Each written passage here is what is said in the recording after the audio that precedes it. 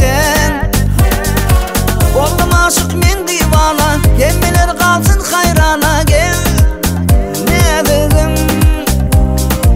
ol karaca gözlerimden bana taraf yürse birden, şoňadan näzik beden. Akşamlar ay kimin doğup sadışına, gelsene lelem gelsene, canam gelsene. Baktımda açan bir gül olup kucağıma dolsana, lelem dolsana, canam dolsana.